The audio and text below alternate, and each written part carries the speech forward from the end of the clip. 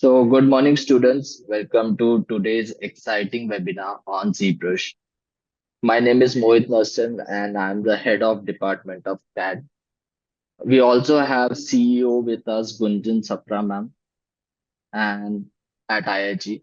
It is my pleasure to introduce our distinguished guest speaker for today. We are honored to have with us Mr. Milivoj, a highly skilled and accomplished digital artist and ZBrush expert. With years of experience in this industry, he has worked on numerous high profile projects and has an extensive background in 3D modeling and sculpting. Their deep understanding on ZBrush and its application in creative, stunning digital art makes them an invaluable resource for us. Recording stopped. And he is also an award winner from Split, Croatia. We have only 10 minutes Okay. left. Just finish quickly. So, without any further ado, please join in the welcoming to Mr. Joy to our webinar. We are also looking forward to our enlightening and engaging session. Yes, ma'am. So, yes, let's start. Alrighty. Hi everybody. Can you hear me nicely? Can you all hear me? Yes, sir, we can hear you. Wonderful. Hi everybody.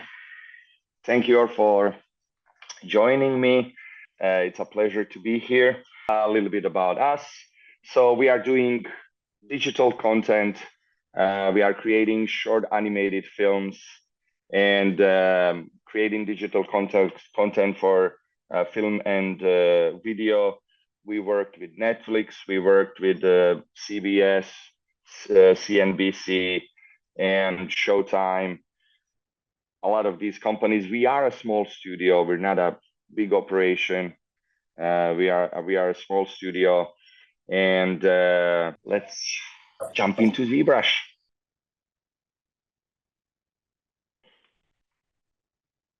This is ZBrush. This is what you see when you start ZBrush. You also kind of get this a little bit annoying pop-up window that opens every time you start ZBrush. It has, some okay things in there, some news from ZBrush community and things like that. And you can just close it here, and you are left with this. So let me just see if I can.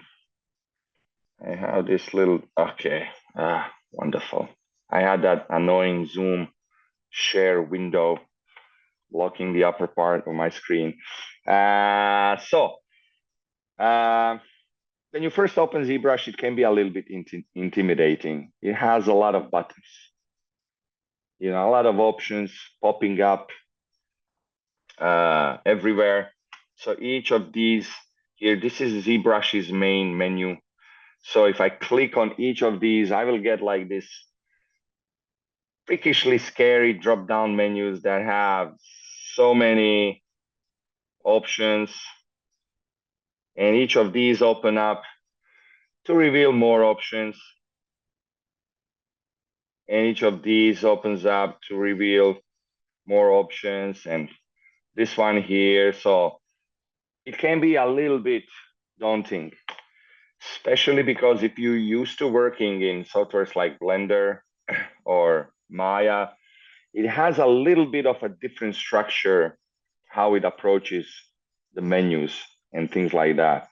So usually here in all of the programs, you will have like load, save, and things like that, but that's not the case with ZBrush. You don't have like a very straightforward structure when you are comparing it to other digital softwares. But I'm here to reassure you 100% because I've done this a million times and I've seen students go from first opening ZBrush to sculpting in ZBrush very quickly. Although this menu is a little bit intimidated, we can break it down into very, very simple sections, easy to understand, easy to navigate. And the best thing about ZBrush is to start sculpting really complex things. You don't have to know what each and every of these buttons does. Honestly, I've been using ZBrush for over a decade now, and I don't know what half of these buttons does. So don't be intimidated by it. We can boil it down.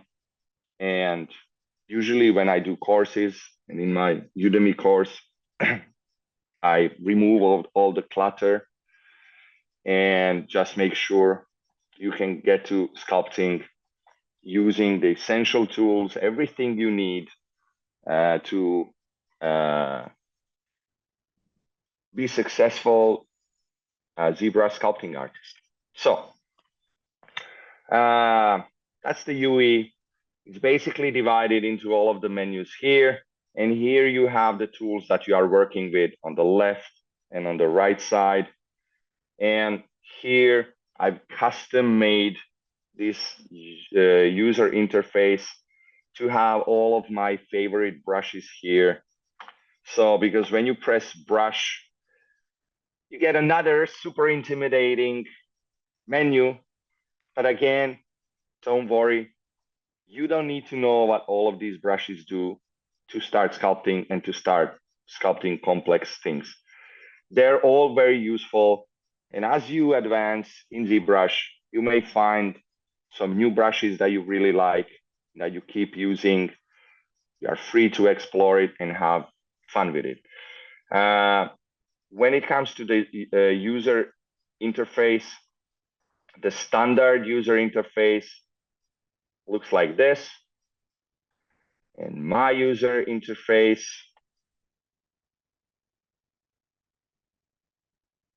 looks like this. So you can adjust it quickly to whatever you like. So that's just like a short introduction into the ZBrush user interface. But let's see what we can do inside of it. So ZBrush, you can start working in ZBrush in different ways. Actually, in basically two ways. You can import something from some other application. So you can import STL files, which are used for 3D printing.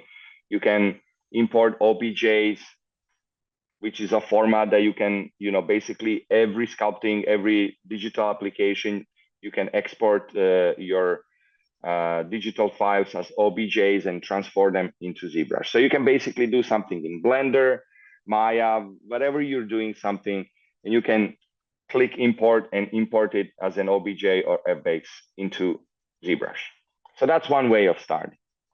If you have some pre-made, so usually what people who are working in jewelry, they have pre-made different ring sizes and different ring bases that they have made in some CAD software where you can have a lot of precision and everything.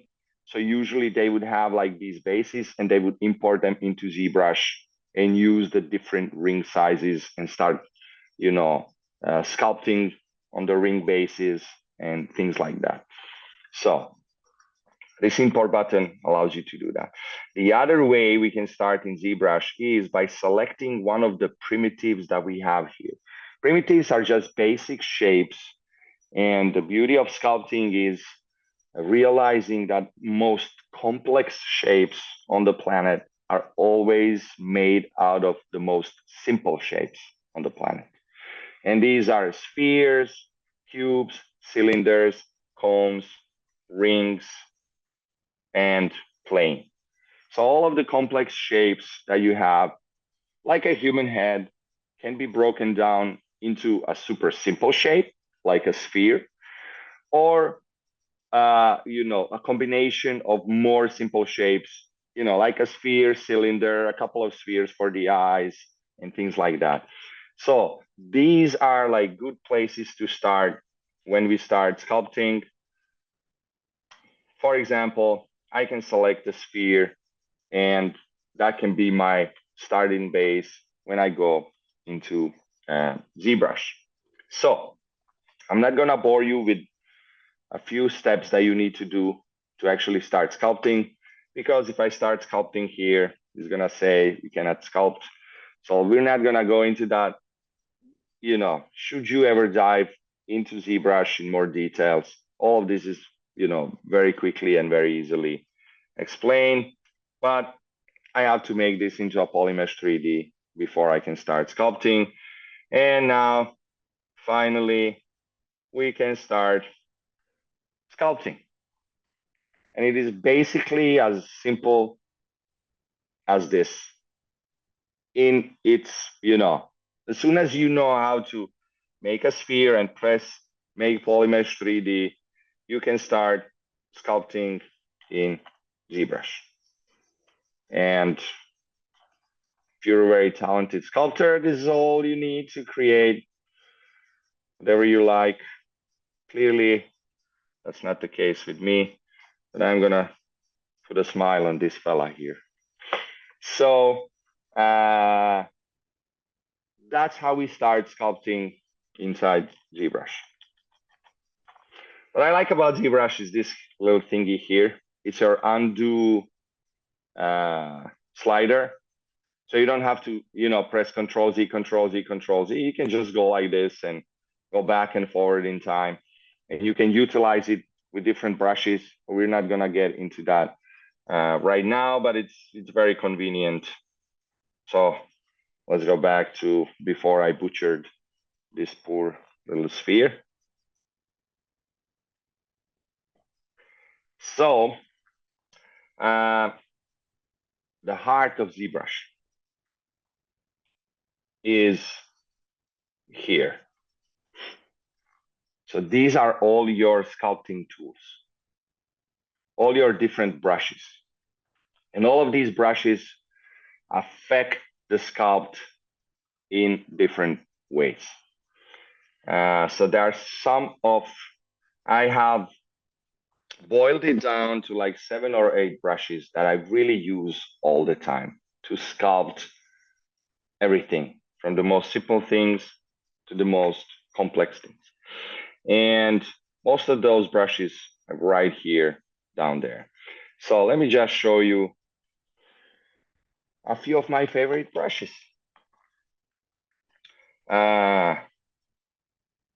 You see all of these menus here, that we have. Array mesh, nano mesh, slime bridge. Slime bridge is a very, very fun thing. So ZBrush has a lot of fun options. Really, you know, you just have fun sculpting it. But out of all of these menus here, this geometry menu is the most important one. That's where we live a lot of the times. And, you know, you jump to these different ones to expand it more, but this is like really super important menu. And, you know, most of the things that you need to know are found here.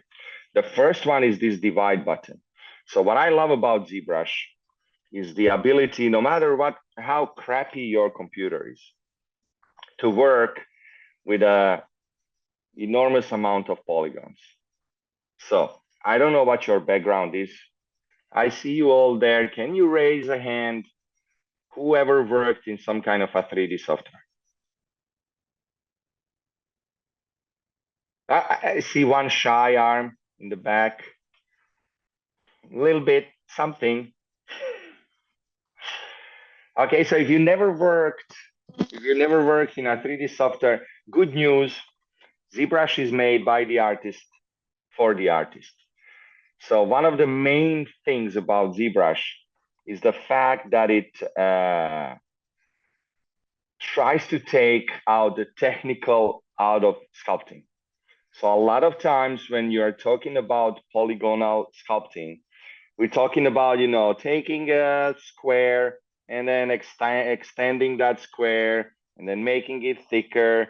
And everything is made out of these very visible polygons. You know, it feels very technical. It doesn't feel like you're taking a piece of clay or, you know, taking a piece of stone and carving it, or taking a piece of wood or anything like that, or taking a piece of metal and just hitting and working on it. It feels more like you're using these panels to build very, like technical structures. And the approach is different. In ZBrush, the approach is that it's a software for artists. And if you don't want to, you never have to see a polygon. So, but basically, polygons are your resolution. So the more polygons you have, the finer shapes, the smaller details you can carve into. Because basically what digital sculpting is just pushing points up and down and to the side. So it's basically just manipulating points in a three-dimensional space. So the more points you have, the finer the shape can be. So it's very simple.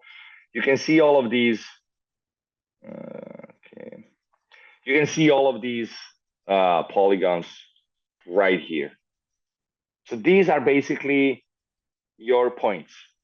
This is what you move. So when I start sculpting, you can see I'm basically pushing these points. If I zoom in far enough and I make my brush small enough and I try to sculpt something here, nothing is happening. Why? Because I'm not pushing and pulling any points. I need to get here and start pushing this point for me to start sculpting. This here is nothing, basically. So in every software, in every digital thing that you are working in, all you are doing is pushing points. 3 of these points make a polygon, 4 also make a polygon, which is this square polygon. And that represents the surface. Basically, we are sculpting, pushing points. So the more points I have, the finer my sculpt is going to be. Currently, you can painfully see all the polygons that this shape is made out of. And if I want to do something like really, really tiny here, I want to do like some strands or something like that. I just don't have the resolution to do it. I don't have the resolution and I cannot sculpt anything like super fine on this surface. And what separates ZBrush from every other software out there, it's its ability to handle large amounts of polygons. So here up here, you can see I have 8,000 polygons currently. So this whole sphere is made out of 8,000 polygons. But if I press this divide here, what happens is each of these polygons gets subdivided into 4 more polygons. So you can see here, this is my polygon. And when I click subdivide, this one polygon gets divided into 4 polygons. So I went from 8,000 to 32,000. 8 times 4 is 32. So now I have a bit more details here. Now this shape is looking a little bit smoother. If I divide it one more time, it gets even smoother. If I divide it one more time, it gets even smoother. Now I'm at 500,000 polygons. If I divide it one more time, I'm at 2 million polygons. And at this point, you cannot see the polygons. So the cool thing about ZBrush is when I start moving around, you can see how it kind of drops my resolution. You can see the polygons. When I release it, it goes back to my highest resolution. The reason why it does this, it's very smart, is because when you have a lot of polygons, if you don't have a super powerful computer, everything will become very laggy. It will become very choppy. You won't be able to move around smoothly. It's very irritating. So what ZBrush does is it drops the resolution down so you can move around very smoothly, very nicely, regardless of how powerful your computer is or how many polygons you have. So even though I have 2 million polygons, ZBrush allows me to move around very, very nicely. So now that I have all of these polygons, now I can really start sculpting fine details, I can do feathers, I can do scales, I can do like little bumps, I can do whatever I like. And this is where, you know, really the magic of ZBrush starts happening, because you forget that you are creating sculpts using polygons. You just start treating this as digital clay.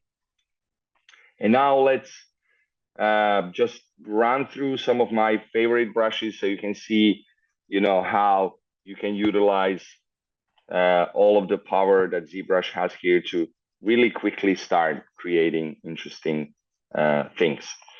So the first brush that you get when you open ZBrush is this standard brush, and it's very, very, very smooth. It's very smooth, and you can just start.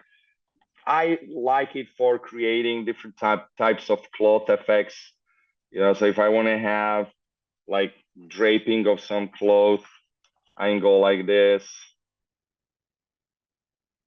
and start creating some, you know, draping and things like that. So that's what I use this brush a lot when I want to create some kind of like a folding effects and folds and things like that. My favorite brush for sculpting is the brush that I use all the time. It's called Clay Buildup, and it's this brush here. I like this brush because it allows you to slowly build surfaces. So whenever you're sculpting anything, the most important thing is always to control the surface. Always control the sculpt, never let the sculpt control you. So usually the mistake that people do is they have big intensities and they just go like this and they try to sculpt something, and very quickly it looks horrible. It takes you nowhere. So sculpting is a game of patience, especially when it comes to jewelry, especially when it comes to finally like really controlling the surface. You cannot rush into it. So you have to go slowly and slowly build those surfaces. And clay buildup is my brush of choice. So just to talk quickly a little bit about the basics of sculpting philosophy. So should you go into ZBrush and start using it to sculpt intricate jewelry designs and things like that, it's very important to know that one really important rule is always start from primary shapes, build up to your secondary shapes, build up to your tertiary shapes, and then fine details. What does this mean? It means if you are sculpting a head, you don't want to go like this, zoom in and start sculpting an eye, you know, like this, and now you're sculpting some sort of an eye. Doing here, you're pushing and like really trying to add wrinkles while the rest of your head looks like this. So that's an extreme example of always start from primary shapes. What I've said in the beginning, see what your sculpt is made out of from the most primitive shapes out there. And then when you're happy with that, go further, add the next level of detail. And ZBrush accommodates this philosophy very nicely, because even though I've added millions of polygons, I can always go back and forth. And I can go to this lower level of resolution where I can start changing this shape in big ways, like really start building this, building it until I get something that I'm happy with. Then I can go to my next subdivision level and I can start working on this level, start defining this shape a little bit further, smooth it out, start defining this shape, just kind of work slowly on it until I get it where I'm happy at this stage. Then I go to my next subdivision level, and now I'm thinking about even finer things here. I start sharpening the edges if that That's what is required. And start working, all the adding a little bit of folds here, or, whatever I'm envisioning for this. When I'm happy with this level of detail, I can again go further and start really defining this edge here, really defining this edge here, or, just start carving a little bit here. I'm just not really sculpting anything here, but just kind of showing you the philosophy behind it, and then add another subdivision level and continue working like this, building. And if I'm not happy with my primary shape, I can always go back here and I can start refining it. And whatever I do here, so if I start adding a little bit more space here, making it a bit more bulgy, when I go to my higher levels, everything is maintained. So you're not losing anything that you sculpted on the higher levels when you go back to the lower levels and you start adjusting things. So that's what I really, really like about ZBrush, is the opportunity to go back from primary shapes to secondary shapes. It's not something that you can do in the real world. In the real world, when I'm sculpting in clay, if I make my head, if I make my primary shapes and I start sculpting the details and go further and further, and as I add details, I notice that my proportions are off. When I start, really like putting in the eyes and everything, I notice, my head is a little bit too small. I cannot increase the size of my head in clay. I have to destroy everything and I have to start from the beginning. But in ZBrush, you can always go back to your lower subdivision levels and you can make big changes to your sculpts. So that's the power of digital sculpting, is the ability to go back into time and to change your primary shapes, to change your proportions and everything. So you don't have to redo work. You don't have to destroy any work that you created.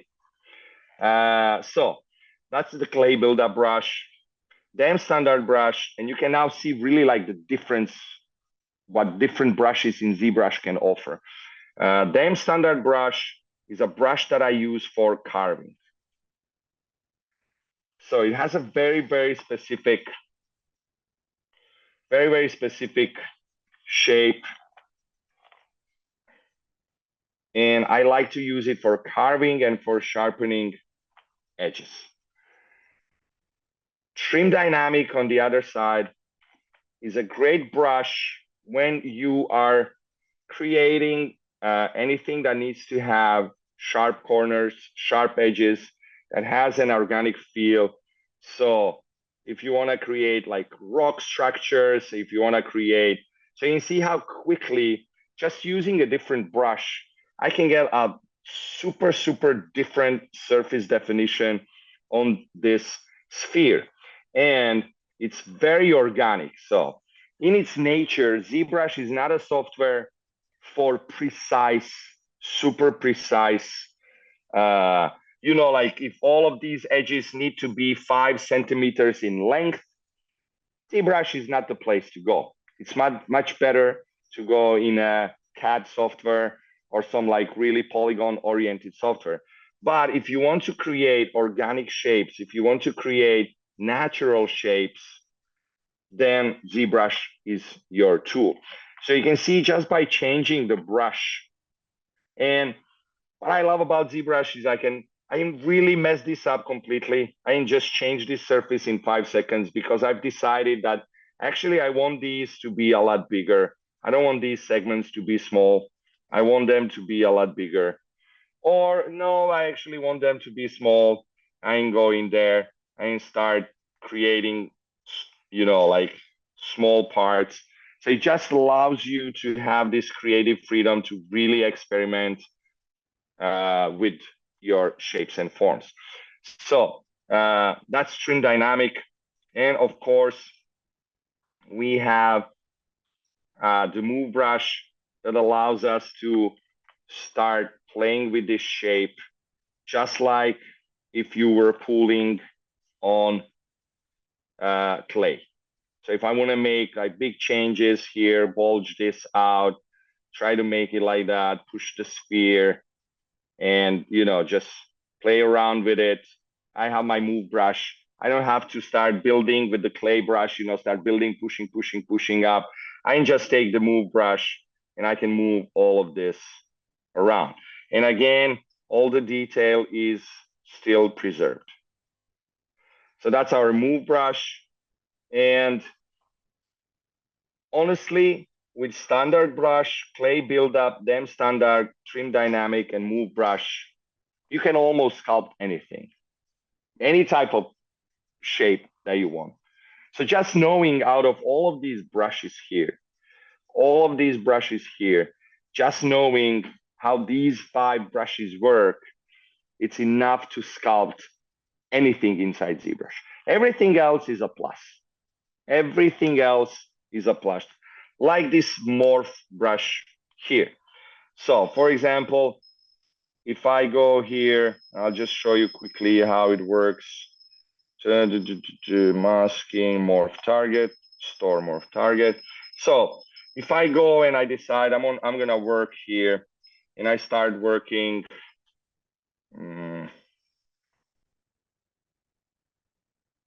I start working on something here, and I'm really happy with some strokes. I'm not happy with other strokes. I've saved in my morph target the previous shape of my sculpt, and now I can use morph brush to start pushing that back to the previous shape. So I can say, oh, I'm happy with these strokes, but I'm not happy with this stroke. This, I'm not happy. I want to push it back here. I want to push that back here. So using these additional brushes, you get some cool things that you can do, cool things that you can work with. Or you can say, I'm not happy with any of this.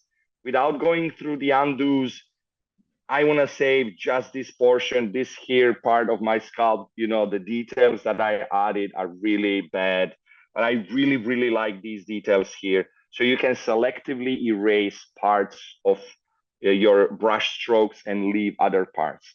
So all of these brushes here, they kind of help you to expand on that.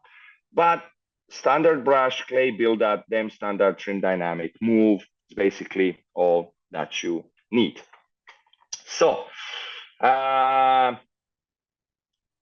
let's jump a little bit into the magic of ZBrush. So I'm gonna show you just how quickly you can create different shapes and different objects in ZBrush using one very, very, very simple method called alpha. So all of these brushes, they have different alphas here. So these are like pre-made cutter shapes for these brushes.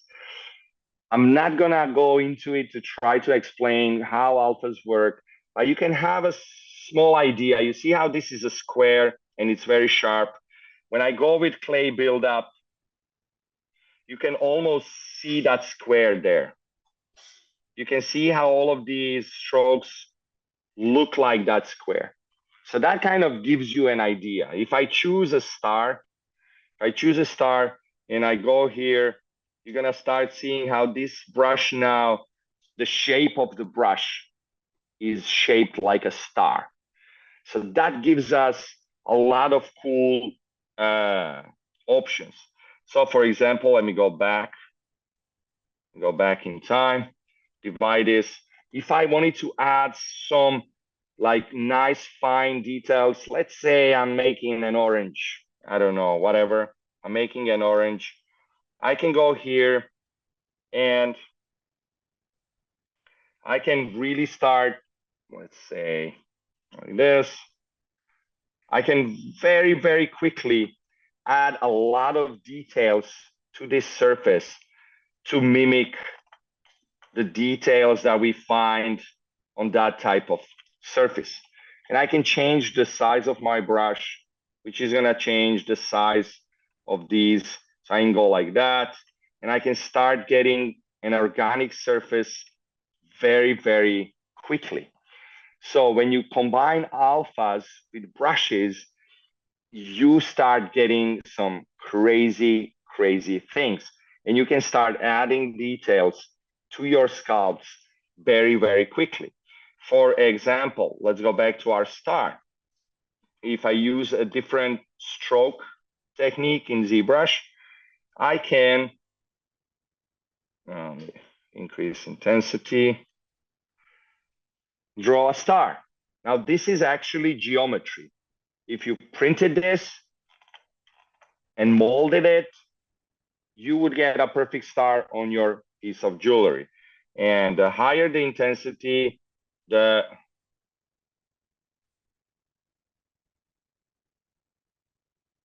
bigger the star. Of course, I'm adding it to a curved surface. You know, I can choose a flat surface or whatever. So you can use these different alphas to create very, very quickly different intricate shapes. And the crazy thing is, if you go online and you say, for example,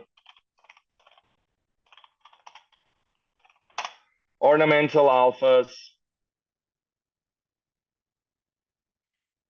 you will find a sea of different pre-made alphas that you can use to super quickly add intricate details to your jewelry design.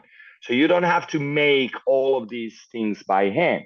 You can just buy this ornamental alpha pattern for, what the hell, let's just see how expensive it is, $7.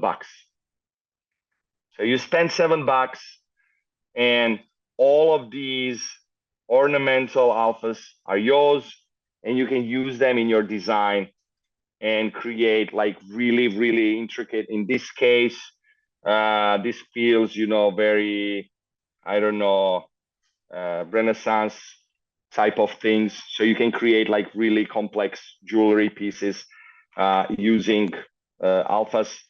You can create your own alphas, or you can buy pre-made alphas. But we can push this even further. So let me just go here into geometry. And here we have one thing that is called shadow box that I really, really like.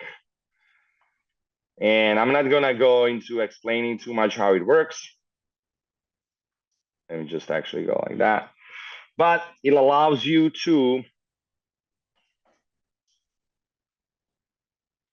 start drawing, and that drawing will be created into a 3D object. So I'm just gonna do like a very simple heart.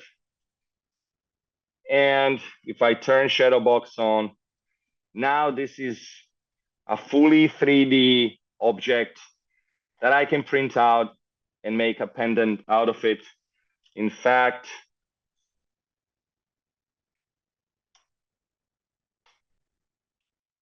why not immediately go like this? So you can put it on a chain and go back, turn off shadow box, and there you go. It's as easy as that. Oh, if it's too thick, I can go back into shadow box and I can redefine its thickness. Yep, don't want to do that. By erasing this mask here, and now it's much thinner, and there it goes. Or I can just go like this and make it thinner, make it thicker, whatever I like. So let's say it goes like this, and now you made in 2 seconds a heart shape pendant. But we can push this even further. I'll go back into shadow box. I'll erase this mask that I've drawn, and you can, you know, like really honestly just draw out whatever you like. It'll become an object. But let me do this. Let's say I made in Photoshop or whatever you're using to draw, you made your specific shape using all the tools that you have to make a black and white image. And you've made it. So let me just go here.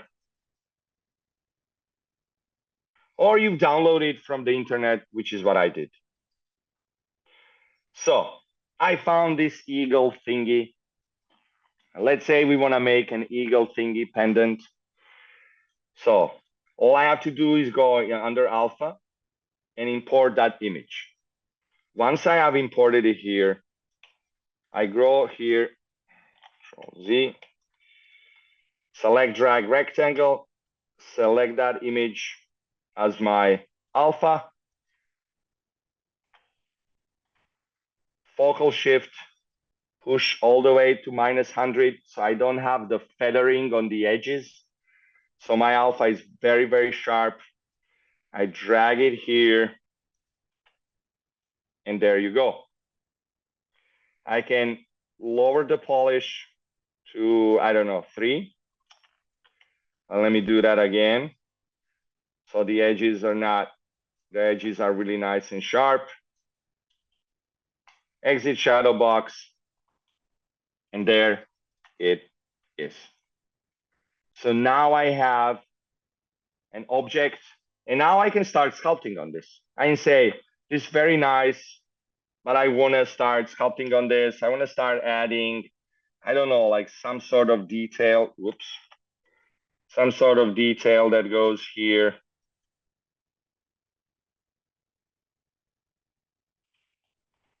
Lower our intensity, so I go crazy. I want to start adding some sort of detail that goes here.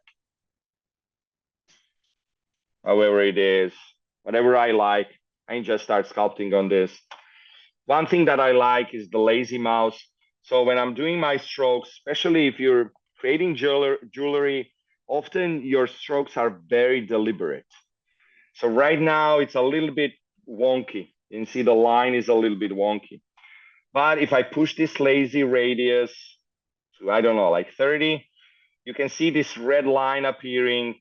And now I can create a very, very smooth, a very, very deliberate stroke. So in this way, I can, instead of making strokes like this, I can go like really, really deliberate.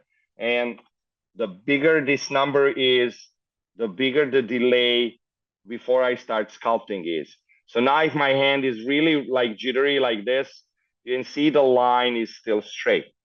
So it just depends on how smooth you want to have this. If you want to do a tight corner, it's very hard when you have a big line to drag. So this would depend, you can really, really quickly adjust this lazy radius to whatever you need and create really deliberate strokes. So in this way, you can see how super quickly you can have a very nice base for your pendant made in 2 seconds, and then you can start sculpting on this. And again, you can go into Photoshop. So we can go here, have our black backdrop,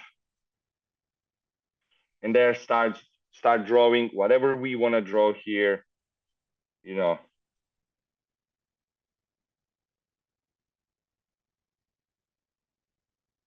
whatever type of ornamental things, and however good of a drawer you are, you can start adding details, whatever you like. It really doesn't matter. And you can create your own, like intricate detail for some part of the jewelry, whatever you like.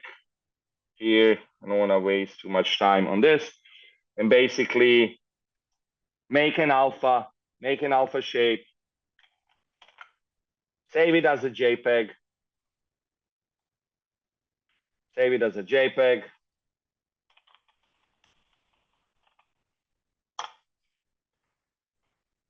My little crappy alpha here. Jump into ZBrush.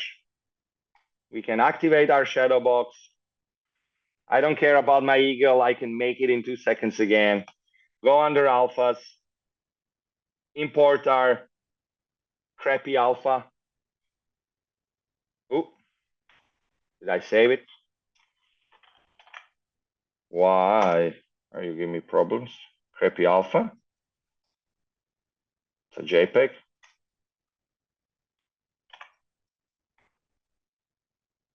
My crappy alpha should work. Okay, here it is. Custom alpha, crappy alpha. I don't know why he's giving me this pro. That's weird. Let me just go under Save As and make sure this is a JPEG. Okay, somehow it's not recording my, so let's see now. Test 02. Okay. Thank you very much. Photoshop, why are you making me look bad? Photoshop, import. Okay, here it is. Here's our test. And again, I can select our test. I can drag it out here. And here it is, shadow box. There it is. I have it as a sculpt. So of course, I mean, this can be some kind of an intricate detail that you can multiply, and you can even, I can even go here, for example, on my cylinder, divide it, and I can go like this, divide it one more time, I can go like this, and I can start adding this as a detail to my sculpt.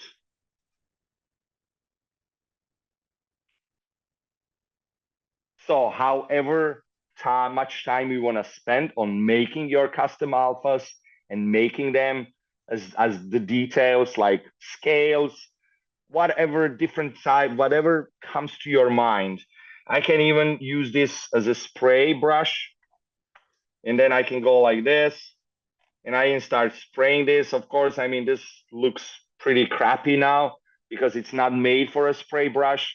But I'm just trying to show you how you can apply your custom-made alphas in all these different ways, you know, inside ZBrush. So you can very quickly start getting different details for your jewelry designs. Not by knowing how to sculpt complex shapes, just by drawing them out in Photoshop. Click and draw. You don't have to worry, how can I sculpt such a complex shape? Or even buying online different alphas and then start to apply them on your designs. So let me just see. One thing that I want to show before we ran out of time here is also one problem when it comes to jewelry design. And when it comes to mechanical design and things like that, is inside ZBrush, we don't have a super clear way how to measure sizes. Okay, it's a little bit more complicated. We don't have just like a ruler and that's your size. It doesn't have, you know, this can be 10 meters or it can be 1 meter. It doesn't have like a fixed scale size unit. So just to show you how you can measure things inside ZBrush, is there is a way how we can do it using, let me just select a box. It's gonna be make polymesh 3D. Using a tool inside ZBrush that's called the transpose line, you can use that as a measure of size. So the way you would use this when making jewelry is you would make your ring size inside a CAD application, and you know exactly how what's the diameter of that ring size. I'm gonna pretend, let's see actually if we can like let's make a ring super quickly. Let's make a ring super quickly. Make polymesh 3D. Let's make a ring super quickly. So, okay, let's go like this.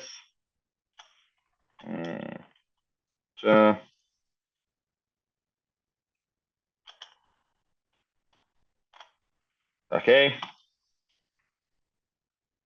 delete hidden.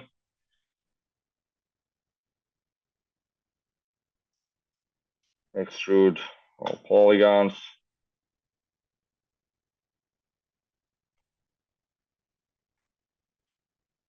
Alrighty, so that's our ring. And let's actually make it nice and smooth.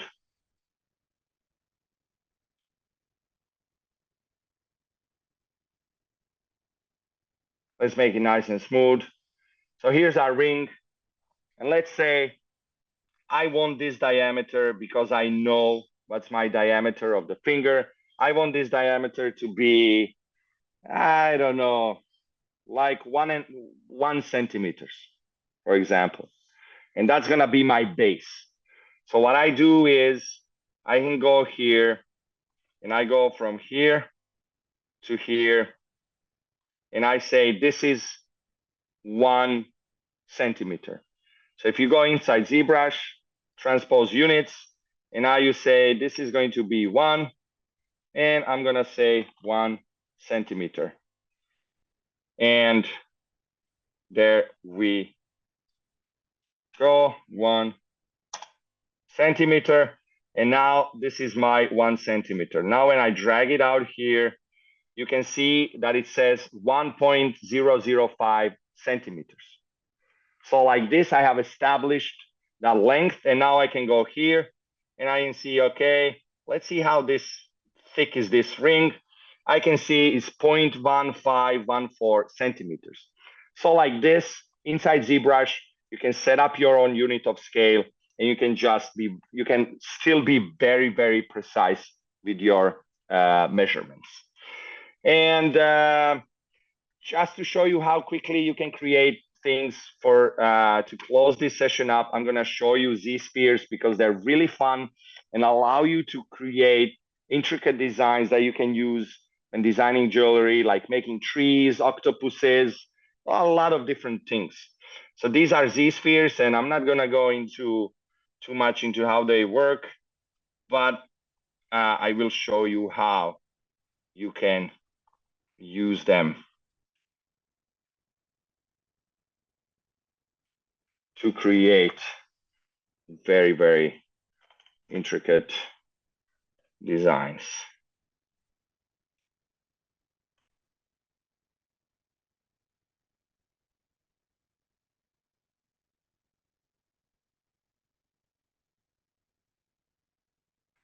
So if you were to be using like some CAD software to make shapes like this, it would be very, very hard to go about creating and adjusting them. And it's not so hard if you know exactly what you're doing, but it lacks that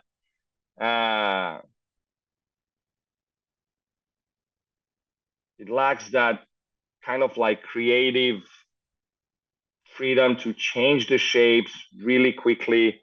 So if you were to create some kind of tree design or anything like that using Z-spheres, and I mean, of course, you can create knots, so let's say this is my tree. You can even go and let me just quickly show you how you can, for example, make a design where the ring is like a knot around the finger. So you can just go like this. And let me try and create super quickly like a knot here. So when doing a knot, you are basically like threading a knot like in real life.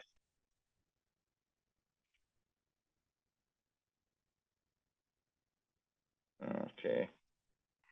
So you just go like this and you say, okay, let's start wrapping this knot around this.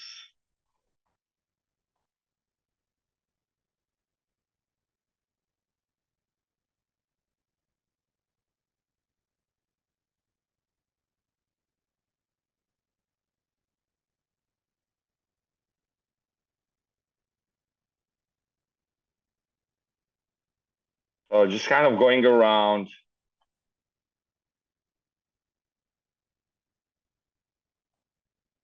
Let's thread it through here. And there you go, you have yourself a knot. I can go here, I can continue going upwards, and now I have a knot. So you can like really go crazy with this and do all type of pendants, do all type of things, whatever you like. So let's say this is my knot here, super happy with my knot.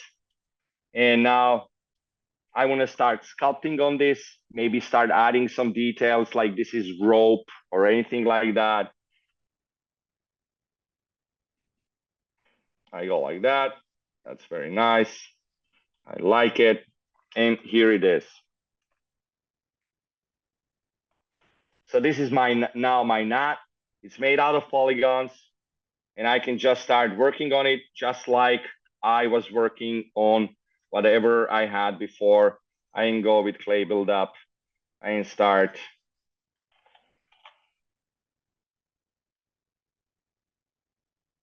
sculpting on this, you know, doing whatever I want to do here, start sculpting on this. And in this manner, you can create all type of different things from, you know, I don't know, you can let your imagination run wild using these spheres. And I can always go back here. I can always go back here and readjust this shape and say, oh, I really didn't like that. I want my robe to be shorter or to start drooping here. And I can start making it droop here. And then again, I turn it into polygons and I continue sculpting on it like I would sculpt or on anything normal. And one last thing, and I'm just kind of like throwing some things that show how artistic ZBrush is when it comes to creating different shapes. Usually, when you are working in normal softwares for sculpting, you will always have this problem. And that is when you start stretching the shape, you are going to start stretching these polygons. And you're going to lose resolution, you're going to lose shape, and it's going to become very, very hard to sculpt on this. You know, this is a huge problem. So whenever you're doing anything 3D, you are always limited by these polygons that are being stretched. So I cannot really push this form too far. You can see what's happening here. I'm starting to get like all of these crazy, crazy things. So it becomes very hard to take this sphere and turn it into something completely different. But ZBrush has one thing called Sculptis Pro. Clay buildup. It's like a super power. So when I turn on this Sculptis Pro and I start sculpting,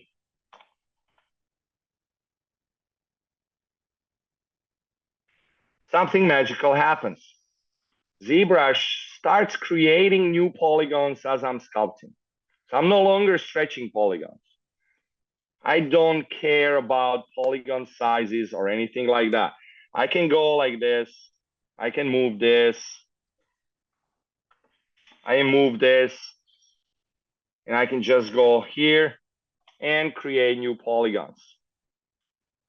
All of a sudden, this truly becomes like digital clay because I'm no longer confined by the limitations of polygons. I can just go and recreate this into the most wild shape that I like, as if I had an unlimited amount of digital clay to work with.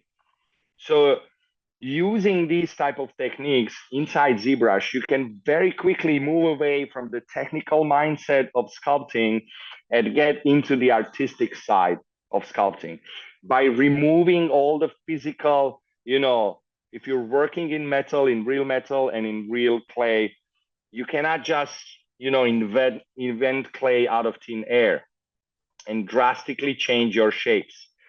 But when you're using digital sculpting, you have all of these opportunities. And now that 3D printing is here, there are a lot of 3D printers that allow you to print already in castable materials. So you can literally print what you digitally sculpted in a castable resin that you can then use to create a mold and to cast your work into metal, gold, silver, or whatever you'll be using for that particular piece of jewelry. And with that, I'm gonna wrap this up. open the floor if there's an option for questions. Maybe some quick questions, or if something is on your mind or anything like that. If not, it's basically my hope and idea was just to introduce ZBrush to you as a tool that you can use in your industry and in your everyday work.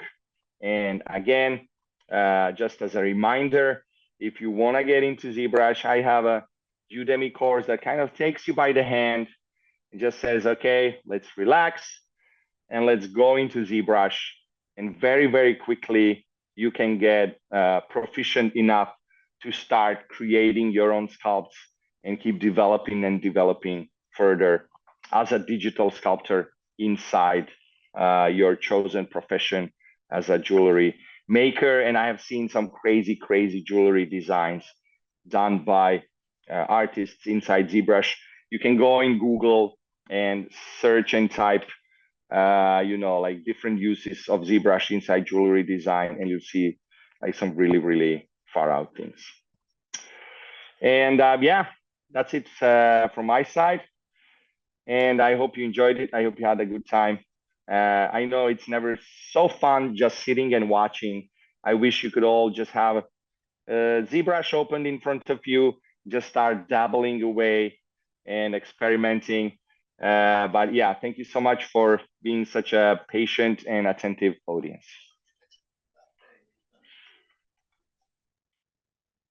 Thank you so much, Milivoj. It was really nice and insightful knowledge that you have passed on to the students. Okay, I would really ask students if they have any doubt or any questions that they want to ask.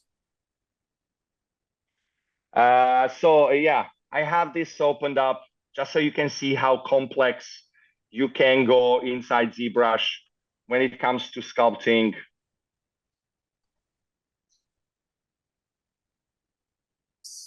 And how complex the sculpts can get, so these are all the subtools that this, guy is made out of.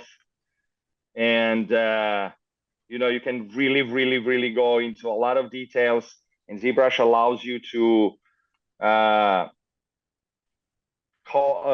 create like the different subtools that you can then focus on and just sculpt on this the guy's head here without worrying about everything else that's around you.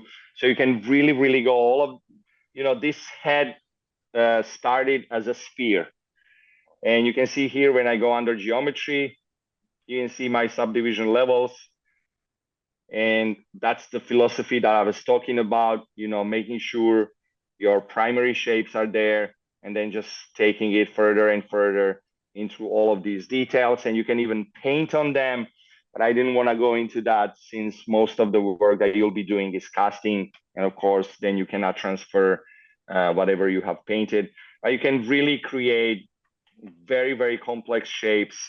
And just to show you this guy here, actually, I have it as a 3D printed figure.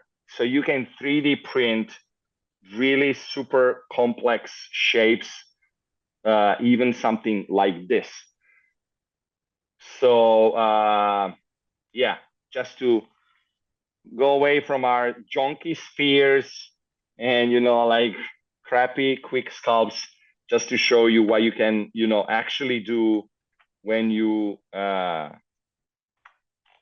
go inside ZBrush and spend a little bit more time working and sculpting on your pieces. Yeah, so with that, I'm handing over the mic to you guys. Yes, Mr. Thank you so much for this much of detail and information that you passed on. Yeah, I think so. Himanshi wants to ask some questions. Hi. Firstly, thank you so much. Can you hear me? Yeah, I hear you fine. Okay, thank you so much. This was really informative. What I wanted to ask is, when we do jewelry and we want to add like stones and diamonds to it, is it possible post creating the model in ZBrush and then bringing it back to our CAD software, or putting it in ZBrush itself? You can create everything inside ZBrush, and you can export it either as an STL that you can import in your CAD software, or an OBJ. So the same way we were able to import all of these different OBJ files, so all of these files like OBJ, FBX, STL. So these are kind of like industry standards. Any CAD software will be able to export as an OBJ and import OBJ files. So you can create your jewelry design inside ZBrush, and then you can export it into your software to fit it for the stone.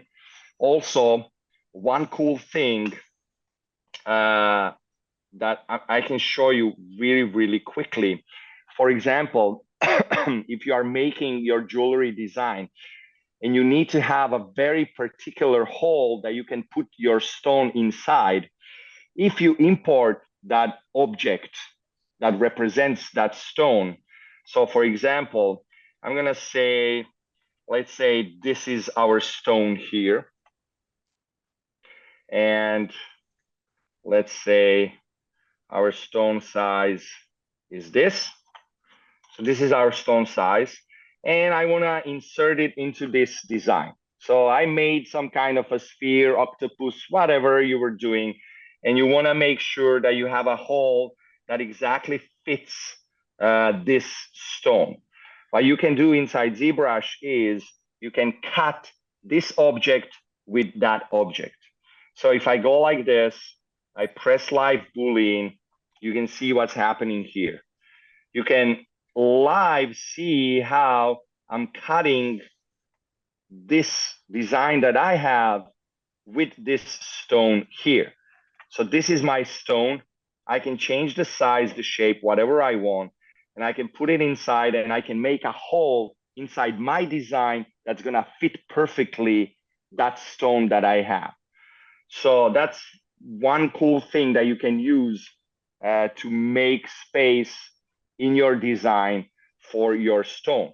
And now you can, duplicate this and just go here, duplicate, rotate it, and make a hole here, and just go around my, design. If I want to have multiple stones in there, and just go like this and just start creating spaces in my design for that particular stone.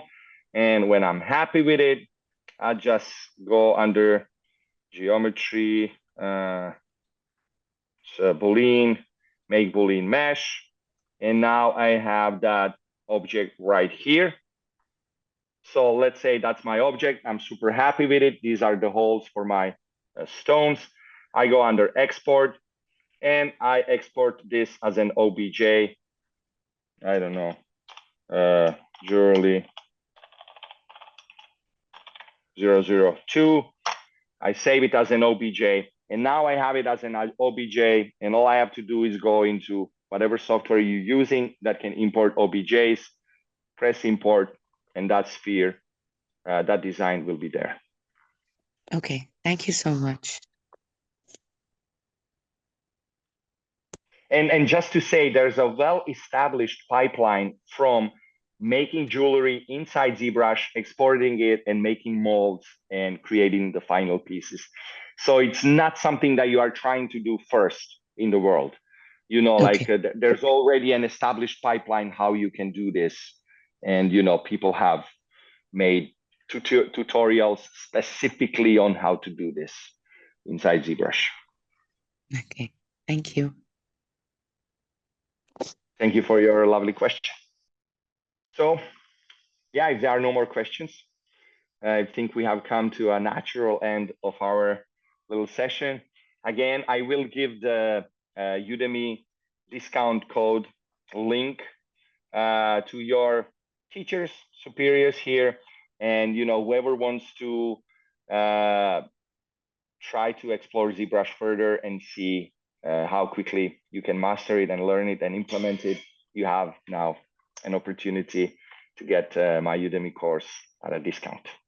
Sure, Milivoj. Thank you so much for getting all these things into one small introduction. Okay. Thank you for having me. Yes, it was pleasure for us too. Thank you so much. Have a wonderful rest of the day. And Yes, I you- hope I see some jewelry designs out there floating on social media using ZBrush. Yes, sure. That will be within some time. You'll find out many different designs from us also in ZBrush. Thank you so Wonderful. much. Yeah, thank you so much. See you, everybody.